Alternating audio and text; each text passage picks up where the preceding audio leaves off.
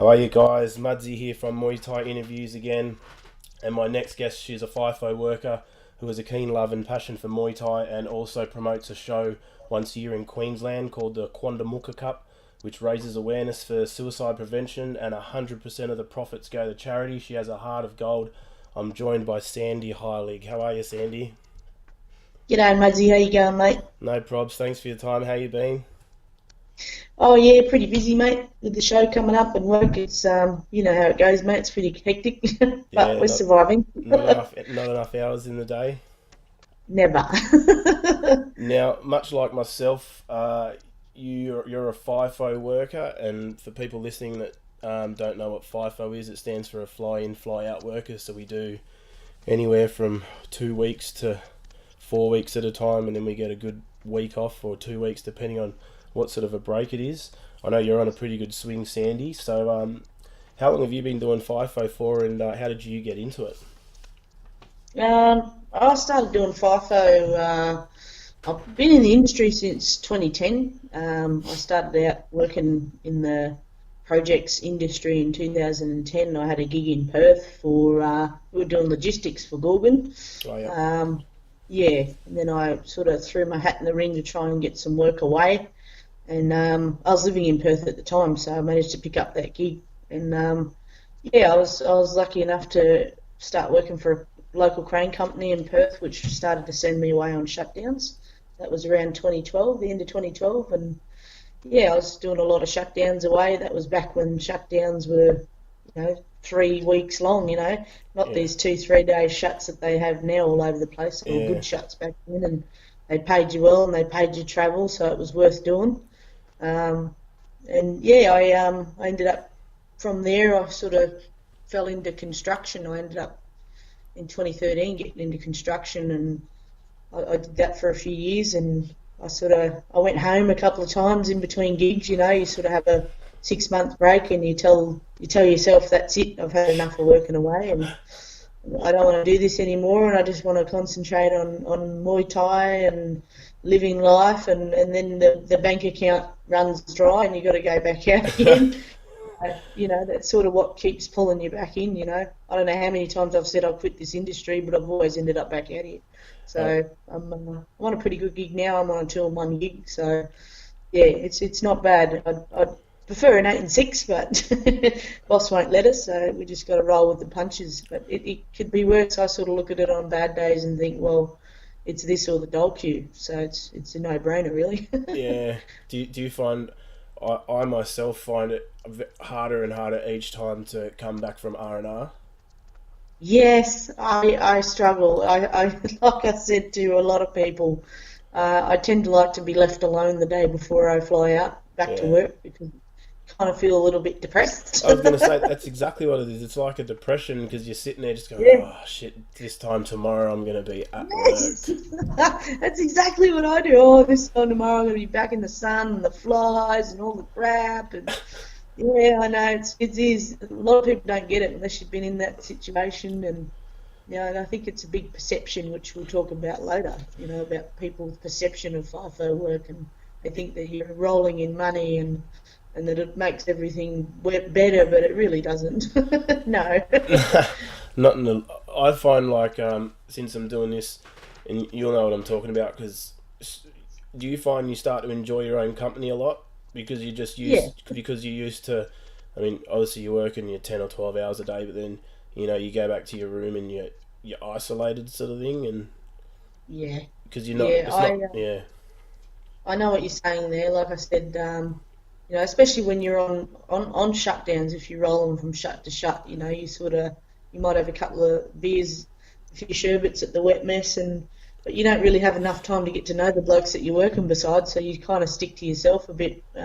Whereas sort of now I found I've been on this maintenance gig for just over 12 months now, and I've sort of gotten to know the crew, and they've become like family. So you have to try and make the best of it because you spend more time away than you do at home. So yeah, they sort of become the family that aren't your family sort of thing. So I guess I've fallen very lucky on my feet because I've worked with some not so friendly crews as well. So I'm yeah, just lucky that where I am now, we have an awesome crew where, you know, they're there if you want the company, but if you don't want the company, nobody questions it because they know what you're going through, you know. Sometimes you just want to be on your own. Nobody's, you're right, are you okay, what's Yeah, wrong? There's none of that. They just get it, you know. and that's half the battle, having good people to work with, because if Yeah. it makes your time away from home that much more enjoyable or bearable.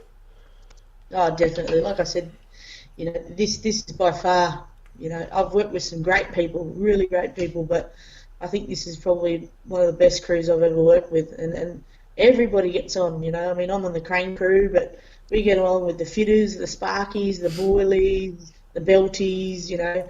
Everyone gets on with everyone, you know, and we're just lucky that we've got a really good group that gel together and get the job done. So it makes it, as you said, that's half the battle. Because if you have a shit crew, you don't enjoy going up there at No, and all. then it makes it very easy for you just to go, fuck it, I'm quitting. Yep, yep. As I've been in that position a few times, especially being the female, you know, I don't look at myself. I get this question a lot, you know, what's it like being a woman out there? And, you know, I do face that a lot, especially now. A lot of mine sites are trying to bring in diversity programs where they include Indigenous employment and women. And, you know, I like to look at myself as just another worker. I don't look at Yeah, myself, you know, as anything different, you know. And I think that's a lot of people sort of think, oh, because you're a female, some places they'll treat you like shit because you've got a set of tits, you know. yeah, Doesn't matter how good you are, they'll just treat you like shit because you're a woman, you know. yeah, You know, sometimes a lot of old school blokes can be like that, a lot of young blokes can be like that, but there's also on the flip side a lot of people that are, you know, they're gentlemen, and I find a lot of people they'll swear in front of you and, oh, sorry love, and it's like, no, you're all right, mate, you know, they get used to me and my mouth. So but I actually prefer to just be treated like a human being. I don't want to be treated any different because I'm a different gender, you know. yeah, I get along best with those that don't even pay attention to my gender, you know. yeah. Just treat me like your workmate, that's it. Street as one of the boys. That's right. That's right. Yeah, but you know how it rolls, Muddsy, in this industry. You have your good days and your bad days, and Yeah, some days you want to get out, and some days you love it, and you can't see yourself doing anything else. Um, I know. I could yeah. definitely see myself doing something else. Oh, I would if I had the money. Most definitely, if I had the money, I would be nowhere near this doing. I don't think any of us would. No, unfortunately, we're all Run a your own slave to thing. the dollar. Yeah. um, Now moving along, how did you find Muay Thai? I actually I started Muay Thai when I was just before my 15th birthday. Actually, it was quite funny, really. We had there was a guy at school who didn't used to bully us, but he was one of the tough kids at school, you know, and he was not a bully, but he was one that we were quite wary of. Yeah, You know, he was in the cool group, and he was, you know, his name was I don't know if I should mention his name, but he was a nice fella and nice guy, but he hung with a group that we were cautious of. And one of my friends actually, she had the hots for some bloke down at the local Muay Thai club, and that was with the Bob Jones Corporation back then when they were pretty strong. There was a Bob Jones Zendo Kai Muay Thai oh yeah, club just down from where I was living. And I had no interest in Muay Thai. I had no interest in any of that. You know, I wasn't really, you know, I just hung out with my mates. I didn't really do sport or anything like that. I think I played softball, did a bit of trampolining and gymnastics, but that was it. And um, my mate dragged me down the local Muay Thai club, and because of this guy that she was in love with at the time, and she ended up. I was just being a friend, you know. All right, I'll go with you. I'll give you a bit of support, and she ended up staying 2 classes. I ended up staying over 20 years, you know. yeah. Yeah, I just fell in love with it. And actually, the guy that I was referring to before, he was the trainer. He was actually the instructor. So when I walked in, I went, oh no, you know, I don't want to do this, not with him here. But actually, he ended up, he was my first instructor, Johnny Message, and he ended up becoming like a big brother to me. And you know, I love him dearly, and I'll always have that respect for him, you know, and I'll always be grateful for everything that he taught me. He certainly hardened me up, that's for sure. He did. And And while we were talking before, you said you actually ended up opening your own gym.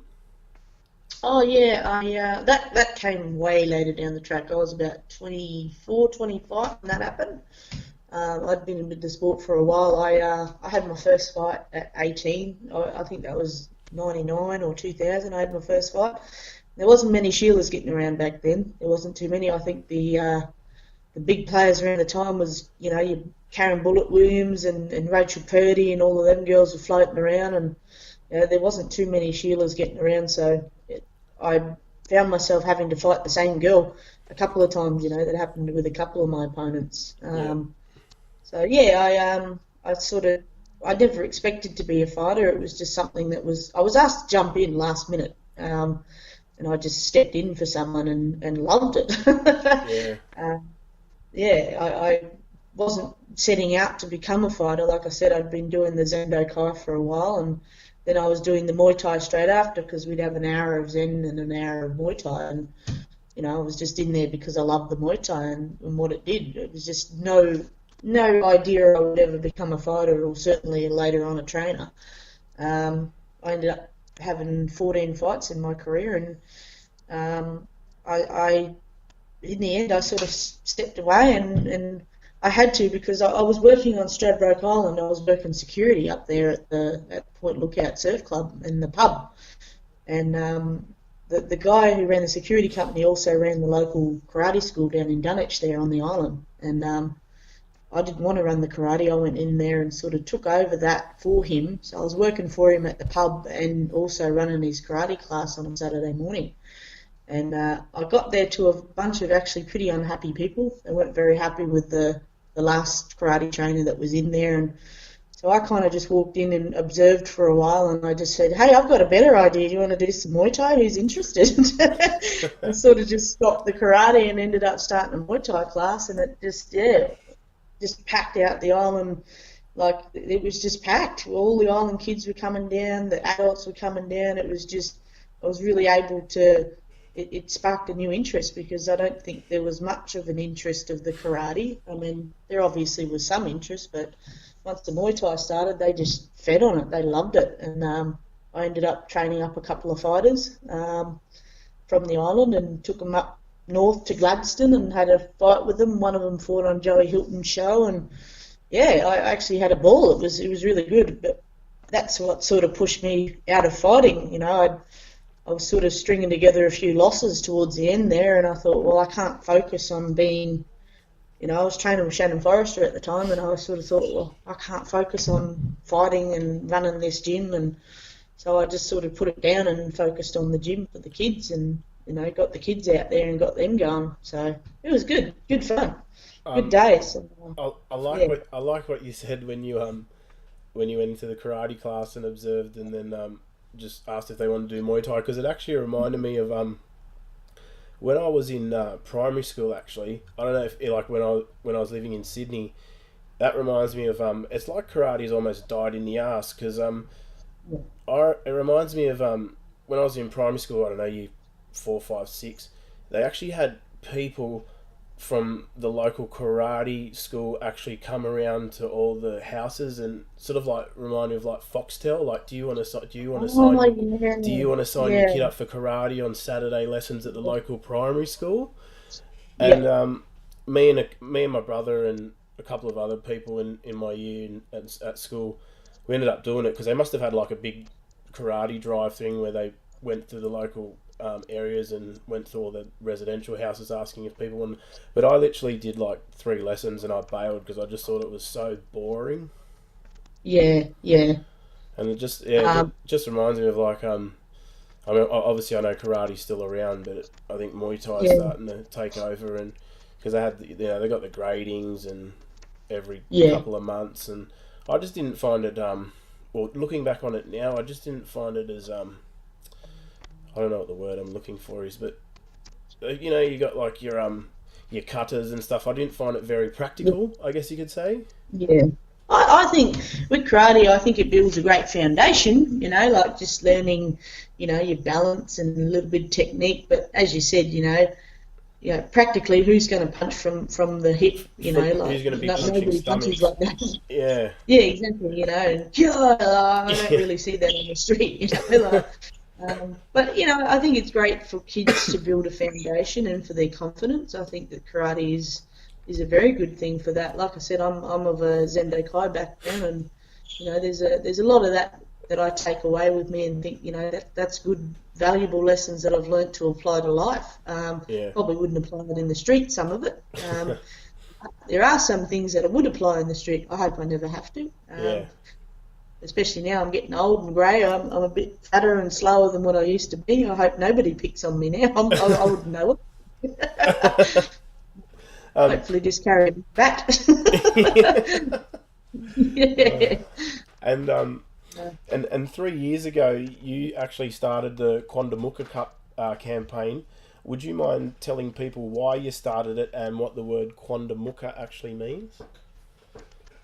Yeah, well, Quandamooka Cup was, that's right. Well, Quandamooka actually means, I don't know how familiar you are with Brisbane. Are you familiar with Brisbane? Not too familiar. No? Oh, those that are listening that are familiar with Brisbane might know where Moreton Bay is. That's all North Stradbroke Island, Moreton Island, Peel Island, all those islands out there. And Quandamooka is actually the Jandai language, the name for Moreton Bay, which is the Aboriginal word for Moreton Bay, meaning the people of the salt water. So that's all the Quandamooka people mainly reside on Stradbroke Island, which is in Jandai language, that's Minjerribah, or Moreton Island, which is Goanpool. So yeah, I've been working on Stratty and having the gym on Stratty. Back when in 2005 when I started that gym, I sort of got to understand a lot about the Quandamooka people and learn from them being in their community. And I'm from Wynnum actually, which isn't far away. So I'm able to learn a lot about the people and the reason why I started the Quandamooka Cup was. I think I explained before I had trained a couple of fighters out of my first gym, and one of them actually took his life in 2015. I was away working in Karratha when I found out about that. And he was only a young fellow when I trained him, and he was one of my fighters, and I don't think I'd seen him for a few years before, and I actually found out on Facebook, of all places to find out, I don't know whether you've been a trainer yourself, but I think anyone that has been a trainer that is listening, they'll understand that you form a bond with your fighters that, it never breaks. Yep. You've always got that love, especially young fighters, you want the best for them and you want them to grow up and have a good life and, do well for themselves and you never ever expect to hear that one of them's gone. Yep. So that was absolutely, I was shattered. I really was. I remember it was, how paper thin the walls are in the dongers. Yeah. I woke up in the morning, I had just flown back in. I was on a 4-in-1 stint in Karratha. I was doing the expansion at Sino. And I'd literally just flown back in a couple of days before, so I was at the start of my 4 weeks. I wasn't in a good mood as it was. And I flipped open Facebook and there was a message there for one of my old students that explained to me what had happened to young Jai. Jai Burns was the guy who he was the catalyst for the Quandamooka Cup. His death was the catalyst for what sparked the Quandamooka Cup. Yep. And yeah, I just couldn't believe it. I actually broke down in my donga, just wept like a sook, a baby. I really literally broke down crying. And I remember sitting there at 4 o'clock in the morning. I couldn't stop crying, and I thought, my neighbours, they'll be able to hear me, probably wondering what's going on next door. The walls are paper thin, they're probably thinking, what's going on with that woman next door? So I actually got to work, and you know how it is, you roll up for pre-start, and there's, especially on a construction gig, there's 200 blokes standing around, and you're trying not to cry in front of them, but your eyes are raw. And yeah. I actually was spotted by our HR lady who was on site at the time and said, hey, what's going on? I told her, I said, look, this is what's happened. And she said, look, turn around, go back to camp, have a shower. I said, no, it's all good. She said, no, really, you look like shit, go back to camp. Yeah. So I did. I went back to camp and I was able to find out a lot more information on what had happened to Jai. And I didn't contact the family straight away, as I knew that they were in the point of their grief. So I waited a couple of weeks, even after the funeral. I couldn't go to the funeral anyway because I'd just flown back to work. So, but on my next break, I had contacted the family and I flew home to Brisbane and I went over to Stradbroke Island. And in the meantime, I had Glenn Hart from Lionheart Moncons make a Moncon in Jai's honour. So he made a special Indigenous Moncon up for Jai. And I also had a pair of shorts for Jai framed with photos to give to the family. So I was able to get that done in the 4 weeks that I was away. Yeah. And when I flew home and ended up over Straddy, I took over their shorts and the Moncon, and we all walked up to the cemetery with his family and his father and I. His father was always in his corner with me. So myself and his father actually blessed him for the last time at his grave and put his Moncon on his grave. So that was an emotional moment, like I think while I was standing there blessing the Moncon with his dad at the graveside, all I could see was him in front of me, like for real, when I used to do it for real. There's no, I can't explain the heartbreaking feeling of having to do that at a grave. It's horrible. It really is. And, unfortunately I had to go through that again a year later when I lost my nephew a year later. Same thing. Another monk, another pair of shorts. So I hope I don't have to do that again. I think twice is enough. So I never want to go through that again. But yes, the Quandamooka Cup, that was spawned in memory of Jai. I decided I actually stopped working FIFO. I gave Jai's uncle was actually running a boxercise thing on the gym, on the island, just a little boxercise club there for the girls and boxing for the men. Yeah. And he said to me, look, I really want to get this bigger and I want to, make it big in Jai's memory. Would you help me? And I said, yeah, no worries. What do you need? So I ended up getting them a boxing ring and some mats and bags and, everything else I could. And somehow I ended up just back in there running classes, and it just sort of all fell into place. And through that, I decided to come up with the Quandamooka Cup. And I hope I'm not dragging out this story. This is great. This is great. I just thought about it, and I actually, it's really funny, because when I came up with the concept of doing the Quandamooka Cup, because it was actually something that Jai's father had said to me when we were putting the Moncon on his grave. He looked at me and he said, I want to wear this Moncon for my son. He said, I want one fight for my son and I want to wear this Moncon, the one that we just got for Jai. Yeah. And I thought to myself, I walked away and I thought, how can I make his dream a reality? That's a grieving father. How do you do this? And I thought maybe I could get him on a local show, maybe a Boonshoe show down the coast, or urban, amateur show. There's plenty of amateur shows around. I just thought about maybe trying to train him up and get him on a show just so he could do that for his son. Yeah.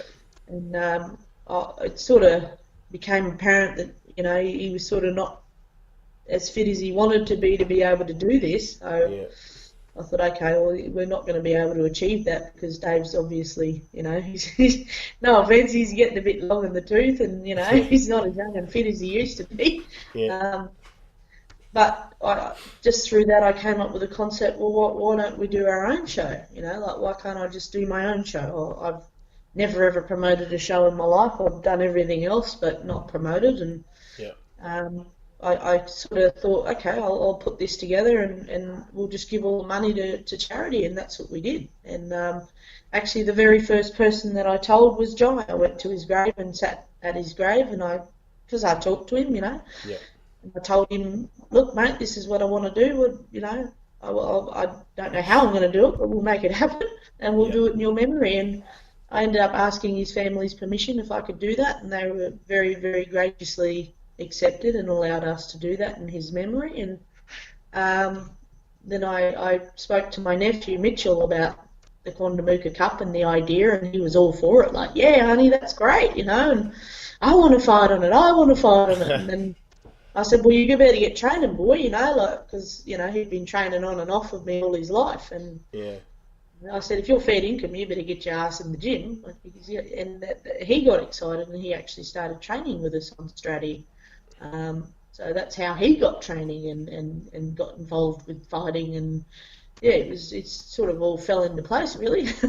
And Yeah, that's how it all started.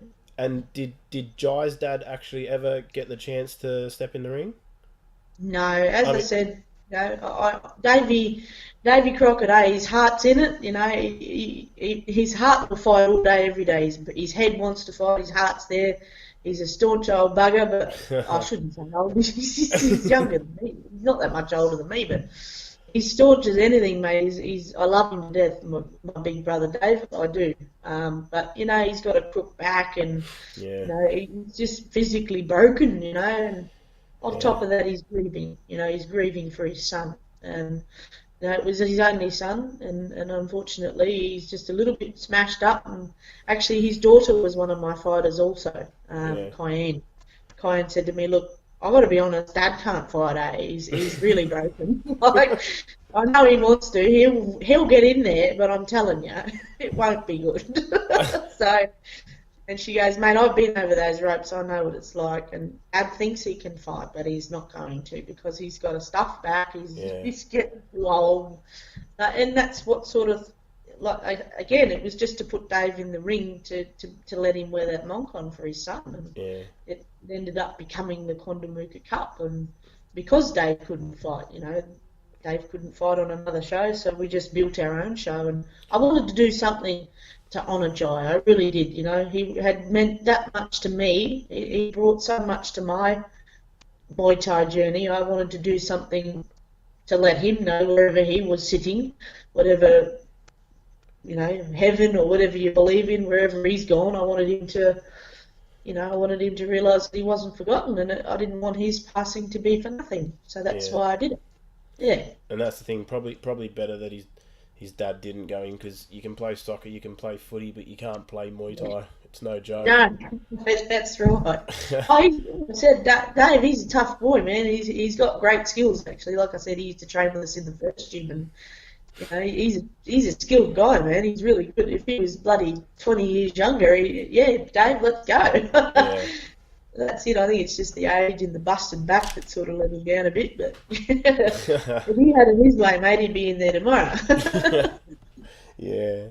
And this year you're holding the event on June 17th at Redlands PCYC in memory of your nephew named Mitch Heilig, who you touched on, who sadly took his own life 3 weeks after fighting on a show in 2016.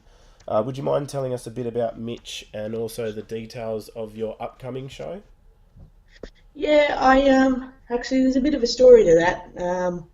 I had, after the first Quandamooka Cup, actually, the first Quandamooka Cup, that was actually the last time that I saw Mitchell, was at the Quandamooka Cup, the very first show he had for Jai. And sadly, he took his life 5 days after that show.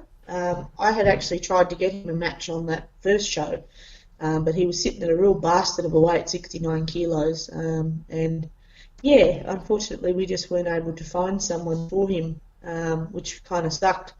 I had actually co-promoted with Warren Westerberg from Redlands Martial Arts, who did a fantastic job. He really did.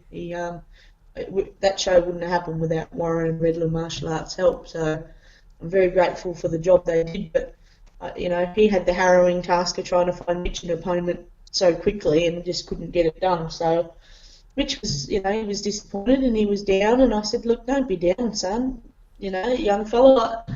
He just wanted to do it because his father passed away to suicide when he was 12. That was the reason why he got back in the gym. It was the reason why he started training. And the sad part was, I couldn't grant him his wish. But I said, "Mate, don't worry, next year there'll be another one, and I'm just trying to keep his spirits up, because he'd only had one fight before that. That was 3 weeks before on another show, Ignition in Brisbane." Yep.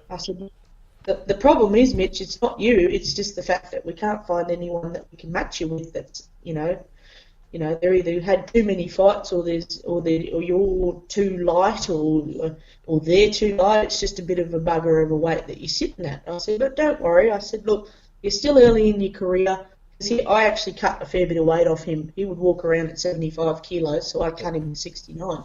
Yeah. I said, when we get you a few more fights, we might bring you up to 72. I might drop you, to 66. It was quite a big ask, but he still had room for it, I could see.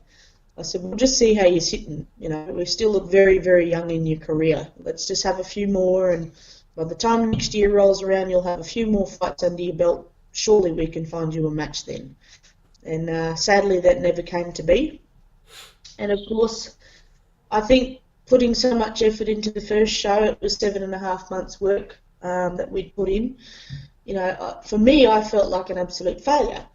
Because I remember Warren Westerberg, when he came on board to help me promote the show, he asked 2 questions.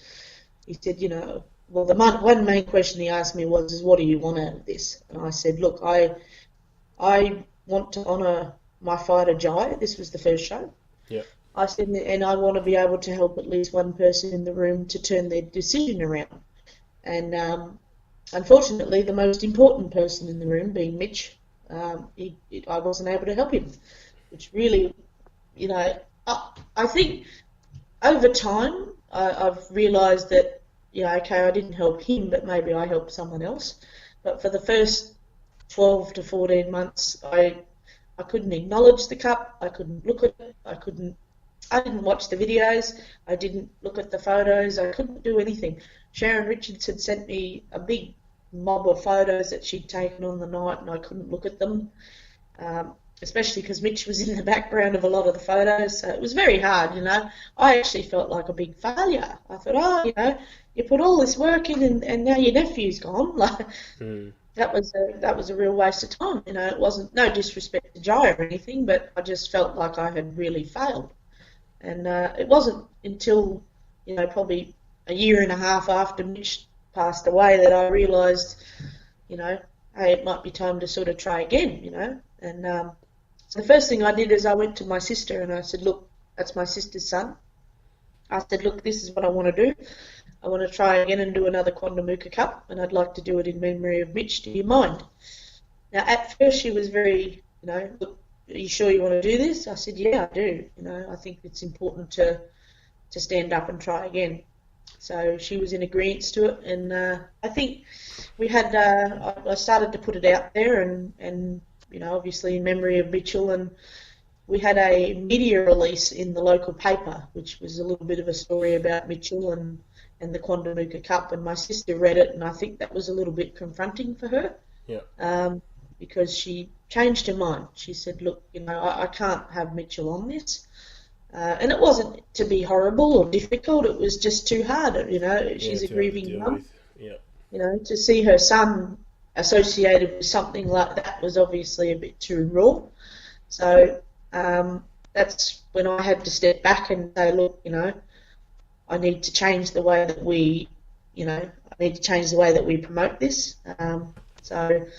So this time, look, she said, look, I'd love for you to do something like this in the future, but not this one. Not for him because it's too soon, it's too raw. I'm not a parent, so I don't get it. I know what it's like to be an auntie to lose a nephew, but I don't know what it's like to be a mother to lose a child. So, I have to respect what she wants. And so this one, she's asked for Mitchell not to be included in this one. She's, that's her choice as his mother. Yep. So I have to respect her wishes, and unfortunately we've had to take Mitchell off it. But, we always carry him in our hearts, and, it's always going to be there if she ever chooses to do it. And the bottom line is we're trying to do this for the cause, Yeah, your intentions are good. Yeah, well, I think regardless of whether it's, Mitchie's or Jai's or anyone's, the point is, I can't fall apart because it's not about Mitchell this time.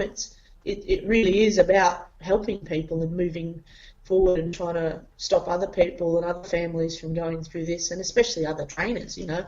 I've now 2 Moncons on 2 graves, and I hope to Christ that no trainer ever has to do that once. So I hope that my story is able to help other people, other people in the Muay Thai industry and other people, just casual people walking down the street that are struggling with life. I hope they can come and see the fights and figure out another way to get around their problems. Yeah. I think it looks good for Muay Thai as well. As you know yourself, Mudsy, a lot of people sort of view us as a bit thuggerish, and I think doing something like this looks good on our sport as well. That we do give back and we do give a shit. And we do try and help people. Well, I think if people actually knew us, that most people are anything but thugs. It actually makes Muay Thai makes you probably more placid and more humble, because I know what it's like getting my ass kicked inside the ring. So there's always someone better than you out there. You know what I mean? Oh, definitely, 100%, mate, 100%. And like I said, if you, as they say, I can't remember how that saying goes, but if you're not humble, Muay Thai will do it for you. Yeah, certainly does.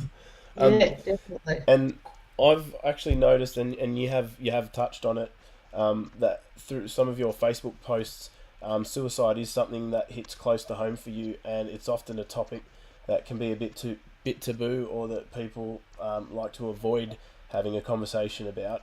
If there is anything you would like to say about it, or if you could get a message across, what would it be? Oh, look, mate, we could open up a big can of worms on this one.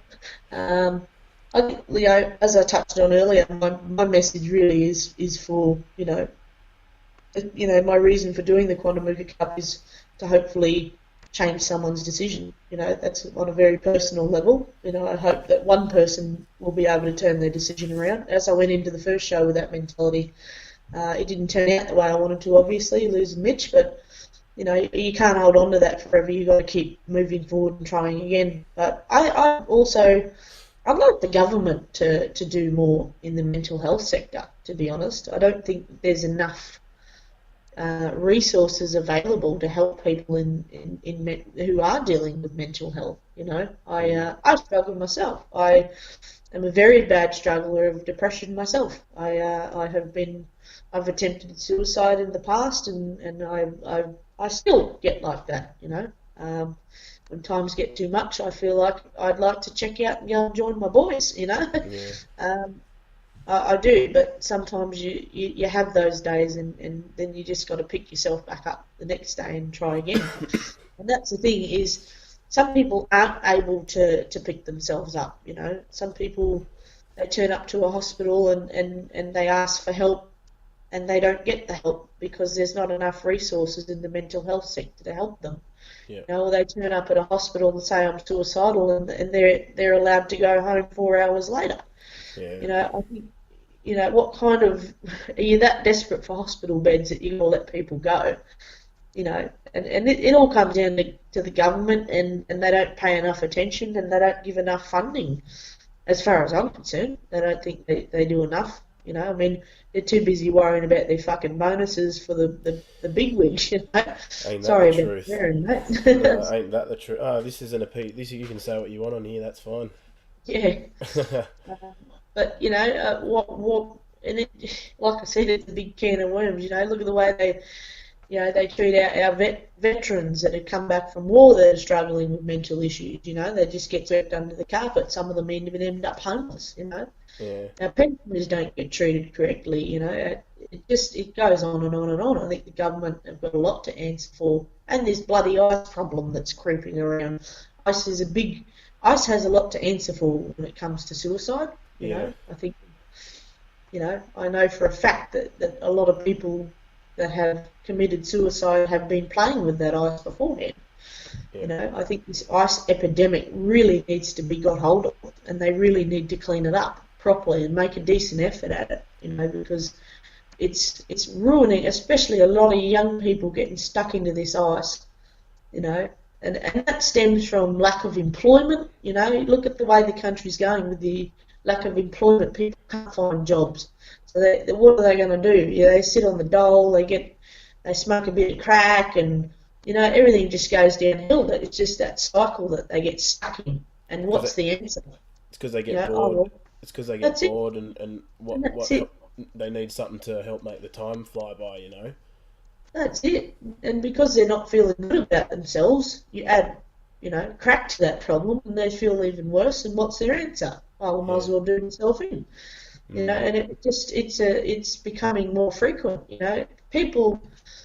Jai was 19 when he took his life. 19 years old. He hadn't even started life. Yeah. Mitchell, he just had his 23rd birthday. I know a couple of his friends, another 18, 19-year-old. These kids haven't even begun to imagine what life is all about. Yeah. It's tragic. There's just too much of it going on, and I think ICE has a lot of the that holds a lot of responsibility. That shitty drug ice. I hate it. I really hate ice. I Yeah. hate.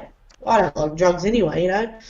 I had a bit of fun with it when I was younger, but I never got into it like the way some. I never relied on it like some of these people do these days, and it's Well, certainly a problem that needs to be cleaned up. well, what really annoys me, and you'd know about this because you're a FIFO worker, so you obviously get randomly drug tested all the time, like I do myself.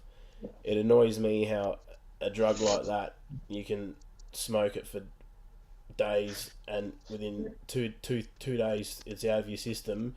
You Yeah. smoke a little bit of weed, which, let's be honest, I like smoking a bit of weed on my break to relax and whatnot. But Yeah. you've actually got to watch yourself because you can only have a little bit because it stays in your system for so bloody long. You've got to be clean by the time you go back to work. And weed, Yeah. I think is the one of the best drugs ever. I mean, it's better than alcohol. I mean, we all like a drink, but I reckon Yeah. it's better than alcohol. You get a room full of people hammered at Yeah. 3 a.m. at the pub. What happens? People getting in arguments and getting into fights. Yeah. You put a room full of people smoking marijuana, there's not going to be any fights. I guarantee you that.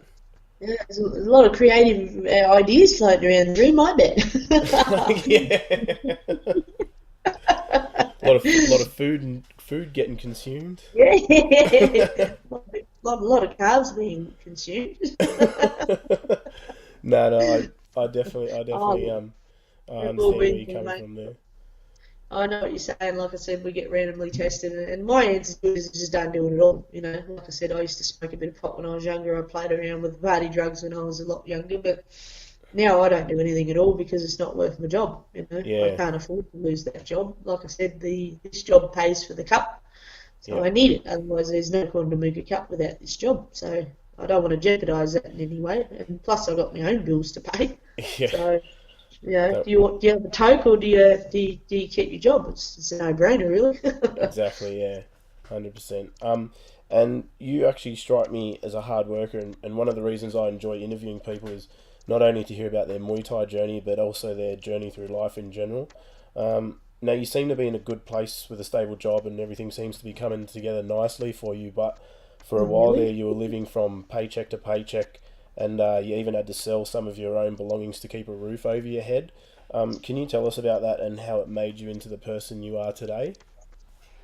Yeah, that's a good question, actually. A lot of that is stupidity, making wrong decisions and helping too many people. Like I said, getting back to where we were before. People have this perception of FIFO workers to be rolling in money, and I guess they kind of see that they have a right to come up and ask you for it. Yeah. I don't know whether you get this or not. Do you get a lot of people trying to bludge off you because you work away? They just think Uh, that you're an ATM machine. no, not anymore. But when I first did, and you sort of just, I more so just got like the sly comments. Like, Yeah, like if you're at the pub or something with your mates, they'll be like, "Oh, Muddsy can pay for it. He's earning good money. He can pay for this round," sort of thing. yeah, yeah. Like I They're not don't, your I mates, don't are mind, they? I don't mind splashing out on people, but I don't like it when people expect it. Yeah, it's not good when they take the piss, mate. It's never fun. But you see, my problem is I struggle to say no to people, and I get taken advantage of quite a lot. And that's my own stupid fault. I need to learn to say no. And Yeah, I've had so many ear chewing from different people in my life, important people that say, "Mate, what are you doing?" I give way too much than I get back. That's for sure. And I never learn. I don't know why. I yeah, just never learn. But I always I look at it as, oh well, hopefully they can't pay me back. Hopefully they'll pay it forward, and help someone else when they're in a better position. Yeah.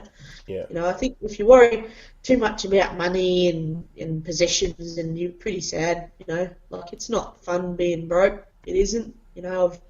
As I said, I'd left the FIFO industry and helped Jai's uncle out with that gym as we were getting the first Quandamooka Cup together. And after Mitchell passed away, I found it very difficult to stay in Brisbane. So literally a week after his funeral, I jumped on a plane and flew back over to Western Australia. I thought, bugger it, I don't want to be in Brisbane with.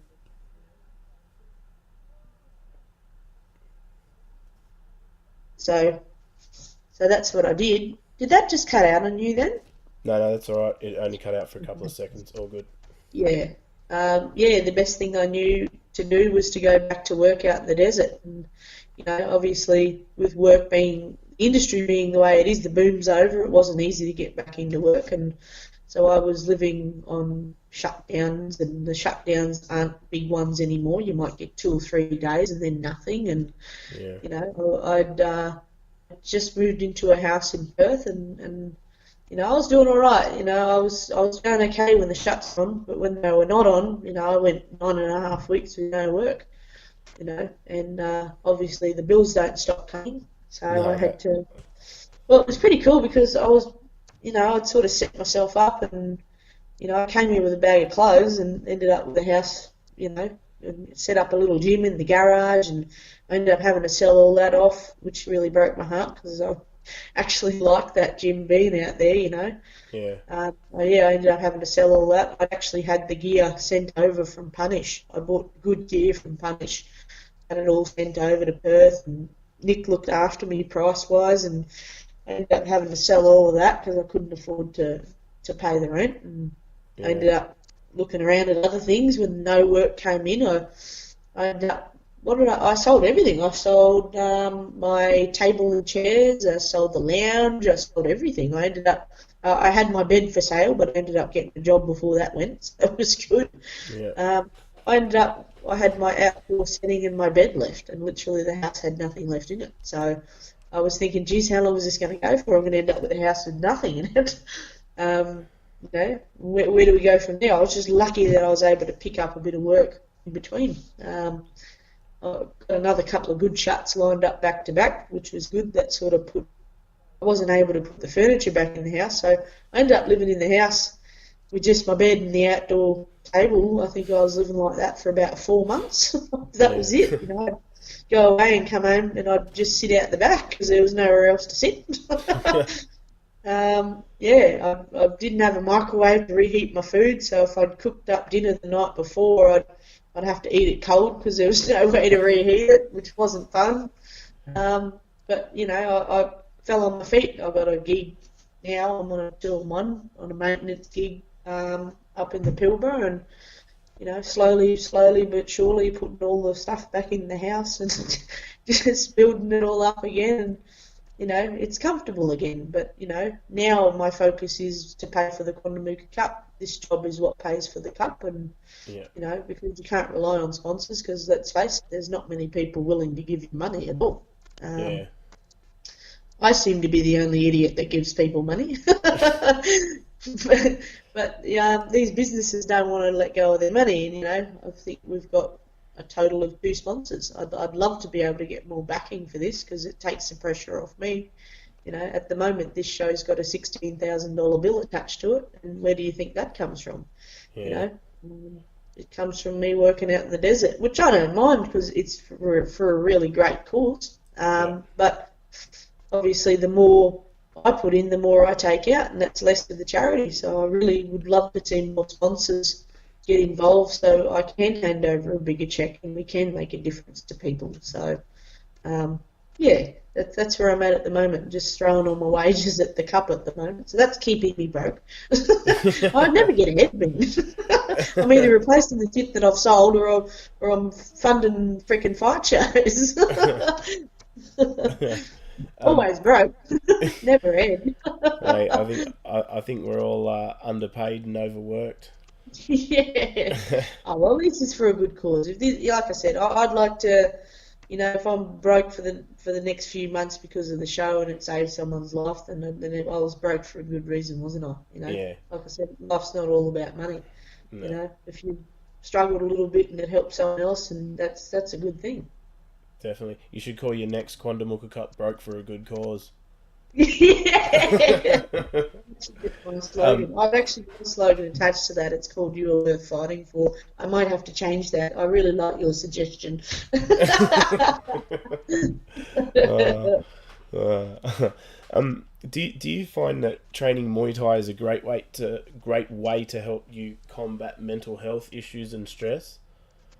Definitely. Me personally, I've been away. I've struggled to train, and that's why I'm getting so fat now because I just struggle to train. But if I'm talking to someone else, I would highly recommend it for anybody. I think it releases those endorphins, and when you do any exercise, but Muay Thai's a bit more fun, when you're sort of able to hit something and get that aggression out, and I think Muay Thai does amazing things. But when you get more into it, as you know, when you start thinking and fighting and learning how to think and not just bash pads or kick a bag, or Yeah. when you start to learn how to think like a fighter, which is really like a game of chess, you start to learn to apply that to life. And when you start going through these bouts of depression, you can really draw from those experiences of being a fighter and learning Muay Thai to be able to get you through that. And I think that's probably why I'm still here today, because I was able to,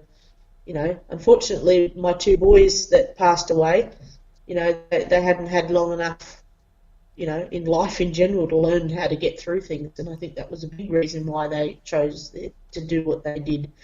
Me, I'm nearly 40. I've had a fair bit of life experience and I've had a lot of time in the sport. Geez, I've been in it since I was 14. Yeah. I don't even want to try and add that up.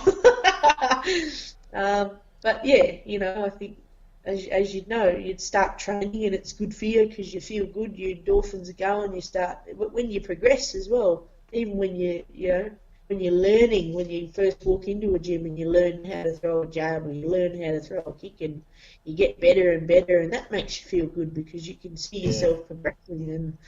And I thoroughly recommend it to anybody. I think it's Definitely. all good. And Yeah. I've even found like just like if you can obviously like just go to training because sometimes you get there and you just like I'll go and I'll get there and for the first 10 15 minutes you're skipping and you're just like, oh, I can't be fucked. But once you Yeah. but once you start hitting the bag or start hitting the pads, you just forget about that and you're like, well, I'm here now, may as well get on with it. And then after That's that it. hour and a half or 2 hours when you're absolutely gassed and exhausted at the end, I'm always like, I'm glad I came to training this afternoon. Definitely, and not only that, it's the environment as well. Like when you walk in and you hear all the other boys on pads or the girls on pads, blah, blah, blah, blah, it's like, Yeah, then you hear the thump, thump, thump of everyone around you, and it just kicks you into gear. And wow, I'm here now. It's time to go. I mean, no one likes skipping, no one likes running. Um, that's the shitty part of Muay Thai, especially being a fighter, is having to do your road work and your skipping, and that's not fun, and your tyre work and all that sort of crap. But you especially when know, it's in 37-degree heat. yeah, yeah, that's why I don't train up there. But yeah, yeah, especially when you got to deal with flies as well. You're trying to breathe and you're sucking in 100 flies. That's not fun. Oh god. Um, but I think the atmosphere, that's really that's where you find good gyms too. There can be very toxic gyms that I have walked into in the past. Very toxic gyms where there's the hierarchy and you feel it. You feel that. You know, you Yeah, feel those problems when you walk in there. You don't need to say anything. You just feel that there's a power trip problem or there's a hierarchy problem, and you just don't feel good being in gyms like that. Whereas some gyms you walk into and everyone's just a family and they make you feel welcome and everyone's, hey mate, and yeah, get in and just get it done. And like I said, that environment, hearing everyone around you and smash, smash, smash on the pads, it gets you into it. And if there's no egos floating around as there is in some gyms, if it's just that family environment, then it's good. It makes you want to go back there. Yeah. That was always the environment that I wanted to create in when I had my gym. Like no egos, mate. Don't bring it here. It's No, not about egos. and You especially know? it's hard. Like if you get into a gym and you see someone just absolutely smashing pads and you hear that loud slap from kicks, it's like Jesus Christ. Like Yeah. I know a lot of my mates, especially at work. Like I'll sit on Facebook and I'll just watch people hit pads, and my mates will be like, "Why do you like just watching people hit pads all the time?" I'm like, "Well, if you knew what you were looking for, then you'd Yeah. appreciate it." You know what I mean? Yes, I'm hearing you. I'm hearing you. Um, That's right. I do that too. The old night shift, there's nothing to do, so you watch people hitting pads on YouTube. I shouldn't say that. My boss is probably going to listen to this. So. No, mate, I'm out there working, mate. I don't do that. I only do it on Smoko. exactly. Um, and But yeah, like I said, I thoroughly recommend it to anyone. I hope this show pushes. I know after the first Quandamooka Cup, this was literally like the next night or two before Mitch passed away. The gym on Stratty that was reinvented for Jai by his uncle. That I think we had gone from a class of 15 to about 30. Just because people had been to the cup and got all excited, and the numbers built up because they all wanted to get in and have a crack. So hopefully that'll build up people's because we will attract the crowd. Obviously we'll attract the Muay Thai crowd, but we'll also attract a lot of first time fight goers. Never ever been to a show before, and it'll be their first time coming, and hopefully it'll inspire them to go and find a gym and get involved with the sport. yeah, definitely. And a couple of years ago, I remember you decided to lose some weight, and you actually documented your journey on Facebook. Can you tell Yes. people about that and what you learned? Yeah, I learned a lot of lessons out of that. I learned that it's not very easy to keep the weight off. Yeah, No, honestly, I that was 2013. I started that. I was actually on a construction gig when I came up with that concept. Once again, I always like to come up with concepts that people haven't done before. I do. I know people hold fight shows, but I've never seen anyone give 100% to charity. I've never seen anyone do that. So, I like to do something different there. And, I was sitting around bored shitless on my smoko break, and I was just watching the Facebook and seeing, there's still a bit of, gyms weren't talking to other gyms, and, we don't like to reveal our secrets. And I thought, I'm going to blow a big fucking hole in this. I'm going to go on my R&R and just go and I'm going to try and lose some weight, but I'm not going to go to one gym. I'm going to go all over the country because I had the freedom to do that. I don't have kids or nothing, so yeah, I had the freedom to just go to any state and walk into a gym and say, right, I want to train. Give me a day. Let me train for a day. That was originally what I was going to call it. Let me train for a day, and then move to the next gym and train there, and it ended up becoming, I was actually interviewing fighters and sitting down with people and interviewing trainers and training myself, and I actually got to learn a lot about the different gyms, and we started the tour in Melbourne. And I actually had Melina Young from NRF. She was yeah, just getting started. She was literally just getting on her feet, and I said to her, at the time, because I'd seen her in the gym over at Clayton Collier's gym a couple of weeks before, and I said, look, if you want to build your business up, do you want to come down to Melbourne and see if you can, try and persuade them to get involved with your NRF thing, and we'll make it like a partnership. Not a partnership, but, you just come with me and follow me around the gyms, and I'll do my thing, and you just try and sell your product. That's kind of yeah, how, that's sort of, I think she was doing a little bit of work with Kaylee before that, but it sort of got her to go down and, get out of the Queensland and see if she could sell her product somewhere else. And I believe she's doing very well now. And again, no one was really doing that. They were interviewing people at the back of fight shows, but they weren't really walking into the gyms and interviewing them in their zone. And, I thought, well, this will either go really well or it really won't. But no one was really doing it, so I threw it out there and said, look, this is what I want to do. it actually got a really good response. I had gyms from all over Australia inviting me to come to their gym, and I was very well looked after. I had so many people in so many different gyms, and every time I'd walk into a gym, they had a little gift for me, a pair of shorts or a shirt, or they were just. I was overwhelmed by the support that it got, and Yeah. I don't know how many, I have so many people to thank for that experience from different states that I went to. Everybody was friendly, and the people were kind of waiting for you to turn up with the camera, And I had my other nephew with me. I had another nephew, Brandon. I took him with me to be my camera boy, because he was sort of struggling a bit, playing up a bit for his parents. And I said, look, I'll get him out of your hair, and he can come with me. And he loved it, he was sort of being a little shit at the time, and it was good for him to walk into the gym and see that discipline and see what real fighters were. You think you're tough, boy, look at this, like Yeah. put him into line a little bit, and he loved it because he was involved and he was filming and he was doing something that he enjoyed, and it sort of helped him along, and he had a ball. I had a ball spending that time with him, and we got to meet all sorts of people. We went to so many different gyms, and as I said, and I ended up I had to go back to work, and I ended up sort of filming my documentary. Like, I sort of made it into, this is what I do for a living, and, sort of showed them what I could of the fight life without getting in trouble for filming on mine sites. But Yeah. I'd do stupid shit, as you said, I'd walk up and down supermarket aisles going, don't fucking buy that. And just, I remember that.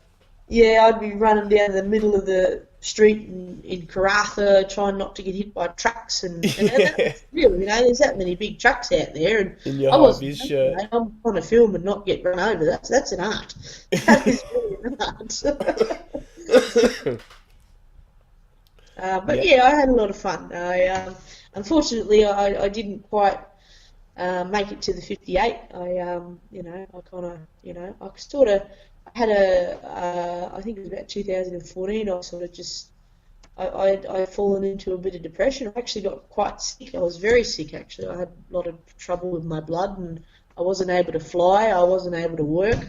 I had 4 months off work because I was in and out of hospital trying to get my bloods fixed, and so that sort of really pulled the plug on that because I was so crook. And I always meant to get back to it and never got to it, and I ended up back working back out in construction, filling up the bank account again, Yeah. and of course, then Jai passed away, and then all the Quandamooka started, So I'm just, I'm all full of inventions, but never fucking finish them, eh?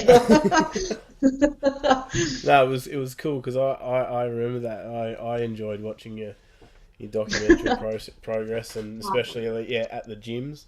I forgot about that until you mentioned that, but yeah, I Yeah. remember that on your breaks you went to the gyms, and I enjoyed that. I was secretly jealous, going, fuck, she's at this gym, or she gets to train with this person. Yeah. Oh, Oh no, it was really cool. Like I said, I'm actually glad that I did that because now it's I think because no one had ever really done that before, that was sort of, as I said, there was still the bit of secrecy or whatever it is between gyms. No one was really talking to each other on that sort of level. yeah, I'm really glad that I did that because I think that it paved the way for a lot of new people coming through. Like I think Melina Young is going around Australia now doing the Fight Stalker.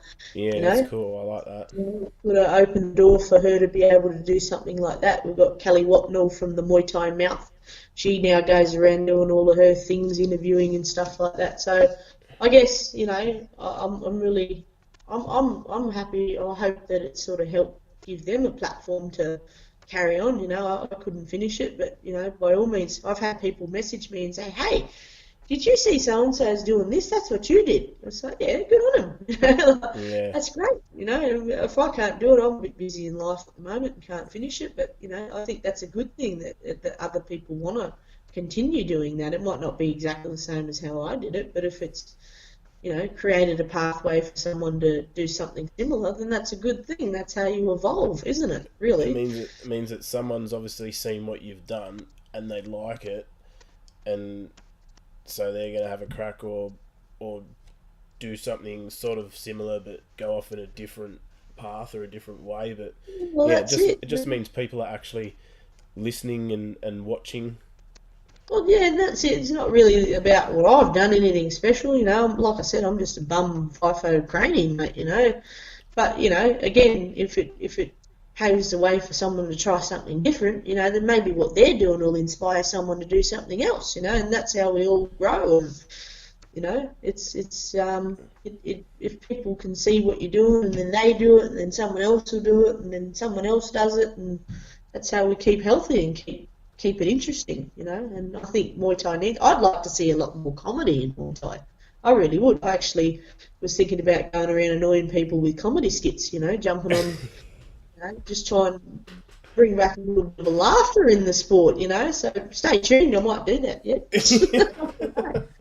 Wait till after the Quandamooka Cup, and then you know, I have to be serious, man. I'm 8 weeks out, and I don't have time to wipe my own ass at the moment. So, but yeah, once that's finished, you know, I'd actually like to get out there, and you know, I know that there's a lot of, you know, Jimmy Shannon does his fight show, I think, and I'd like to see a bit of comedy, mate. Get out there and dare people to do skits in the street or something, you know, make it a bit fun, you know. Like You the footy show, but instead the Muay Thai show. bloody oath, mate. Yeah, I just, yeah, well, if I can't do it, if anyone else is listening, you got camera equipment, go and do it. We need that. You might be onto something, yeah. Yeah, well, I think we all need a good laugh. You Um, know, so like I said, especially with the way things are going, a lot of people sort of take themselves very seriously. I do I was, notice without having to go at anyone, there's a lot of, you know, fighters that come in and they've had one fight for one loss and they've got athlete pages and they're demanding sponsors, and it's kind of like, wow, you know, like it's all so serious now. Like, come on, let's all just laugh for a while, you know. yeah. I was sort of thinking maybe Jackass meets the footy show in Muay Thai, maybe. As long as no one gets hurt in their stunts. Well, that's it. We've got to be careful because people have got to fight next week. So, but I'm sure we can organise a happy medium. Oh. Oh, that's great. Might be something to work on, Mudsy. Oh, I don't have the time as it is, but Yeah, yeah, definitely. I think it's a cool idea. Um, yeah. and last year for the Quandamooka Cup, you helped raise a staggering $20,000. How much are you hoping to raise this year, and have you got any specific charities in mind? Yes, I do actually. Our first show we donated $21,500 almost to Beyond Blue. It was 21,300 and something to Beyond Blue we made. And this year I actually decided that I wanted to go with a smaller charity. So I put it across the board. I've got a couple of people working with me, helping me put the show together, and I said, look, because I was a little bit naive. You know, at the time I thought, oh, you know, I'll just give it to Beyond Blue because you know, that's mental health. And I sort of have learned since that Beyond Blue get a lot of funding and they get a lot of people giving them a lot of money. So Yeah, really, $21,000 probably paid for their Christmas bonus. Really, yeah, probably didn't really do too much at all. So I deliberately set out to pick a smaller charity this year for our show, and one where the funds would actually reach the people on the ground and actually do some good and provide services. And that's why I've chosen a smaller one. And we put a thing together and threw it out to to charities, and said, look, if you want to be a beneficiary, send us a proposal and tell us what you're going to do with the money. And we had a few send back their interests, and we ended up choosing a smaller charity by the name of alive.org. They have been involved with a few MMA and Muay Thai events that I noticed. And they're a smaller based charity based in Queensland, and they were absolutely fantastic with the services that they provide. They actually stood head and shoulders above everybody else. You know, just the programs that they put in place for youth right through to adults, you know, that help people, you know, and they're actually very proactive. You know, they go into schools, they do workshops, they do programs, they do sports stuff for people, they organise counselling for people. They're very proactive, but they don't get any help. You know, yeah, they pretty much rely on themselves to fund themselves. I thought, okay, well, that would be a perfect charity for us to line up. You know, look, I got to be honest. If I can even what I've got, like did last year, I'd be very, very happy. But I don't know if I'm going to be honest, because I've got a lot more outlays on this show. Last year we were very fortunate to have the help of Redlands Martial Arts, and coming with that we had a free venue, free tables and chairs. A lot of stuff came free because Warren runs his own promotion, Battle by the Bay. So we were able to use a lot of his stuff for nothing. Whereas this year I've got a new venue. I'm running this on my own with the help of the Muay Thai now. She's given me a hand to get all the names together and that. And with that I have to hire a venue. I have to hire tables and chairs. I've got to buy all the food and it's just so much more bills getting involved this time. It's like, this is hard. I'm trying to get this done, and there's a lot more bills. So look, I mainly need the sponsor support, and I need people to put bums on seats. As I said to Kelly, I said, look, I don't want a live stream. Because a lot of people are sitting back and watching the live stream at home, and that's sort of... If you were going to get a live stream, you should do what Sai does, Sai Naji from Rebellion. He does a live stream, but he blocks it from Melbourne. Yeah, right. So he blocks the live stream from Melbourne, so you can't get it from Melbourne unless the event sells out. Yeah, okay. And then if the event sells out, he'll open up the stream for Victoria. I think you can do that. That's through. I am a fan of Sai. I think his show is absolutely one of the best in the country. I think Sai Naji is amazing. He is, yeah. Yeah, he's fantastic. I didn't get to link up with him in Melbourne when I was on my tour. I was supposed to go and see him, but I ran out of time and I didn't get to see him. It was a real bugger. I got to chat to him over the phone, but I didn't actually get to make it down to see him. But he's, I really am a fan of the work that he does and the quality of show that he puts on. If I could ever be half that good with Quandamooka Cup, I'd be very happy. But like I said, this is a very different show. I mean, I want people to come in. I mean, we all work on a no money basis. We're all volunteer. So I'd like to be able to hand over a good check at the end of it, at the end of the day. But, with all the extra bills on top, and without the support of sponsors, it doesn't look good at the moment. But, we've still got 8 weeks. I remember the first show, we didn't get our last couple of sponsors until 2 weeks out, and they threw $6,000 at us. I was like, oh, wow. So, I've still got a lot more groundwork to do. Trying to do that while you're away working is very challenging. It's hard, yeah. Yeah, it is. You're trying to stay focused at work, but your phone's going off 24/7, and you don't want to leave people hanging, but you've got to get back to them, and plus you don't want to be in the shit with your boss for being on the phone all the time. It's a big juggling act. It really is. And that's the thing. I can't jeopardise my job because that's what pays for the show. Yeah. But like I said, we've got some really good fighters lined up. It's just trying to find other people that will match them. And being the word charity, that frightens a lot of people off. A lot of people say, no, I'm not fighting for no purse, and they don't want to fight for a purse. And I understand that to a degree, but also I'm a fan of giving back as well. Can't you give something back? We don't do this 3 or 4 times a year. We do it once a year, and it'd be nice to be able to take that mentality of the I want a purse away. But you have to accept all people in all realms, and if that's what they want, that's what they want. You can't hold it against them. You just got to move on to the next one that will step forward and help. So, that's pretty much where we're at. So that's our charity, alive.org, if anyone wants to go and have a look at what they do. They are fantastic. They really are, and hopefully we can make a difference for their charity and for the people that they help. If anyone's chasing tickets, our tickets go on sale in May. I think we're about 8 days off. May 1st the tickets go on sale. So I was going to go through Eventbrite to sell our tickets, but I thought it's just not everyone wants to go through the internet, so we're just going to do the old way, and people can buy tickets through their gym. And general public, they can contact us and we can organise to get their tickets out to them as we did for the first show. And of course, tickets are available on the door. we'd certainly encourage people to come down and buy a ticket because, as I said, we're not profiting out of this. None of the fighters are profiting out of this. This is all 100% to the charity. So the more bums on seats, the more lives we can potentially save. So I hope it's a big show. I really do. And you said that there are going to be tickets available through the gyms. Any particular gyms at the moment if people want to go and purchase them through the gyms?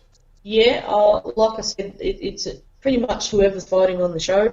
They'll probably throw their own posts out. I'm fighting on this show. I've kept it hush at the moment with the matchups. I haven't said anything. I'm actually releasing our posters this week, so more ticket information on our posters. But obviously the fighters in question that are on the card, they will be, hey, I'm fighting on the show, come and see me for tickets. So yeah, I want it to sell out. I really do. I want it to be a success. I want this show to be one that's held with respect. I know there's a lot of shows getting around that no one really supports, and it all is a lot of mismatches, and it's a bit of a joke. Some of them, not having to go at one in particular, but yeah, there's some dodgy ones out there. I don't ever want this to be looked at like that. Like I said, especially the reasons for me starting it being so personal.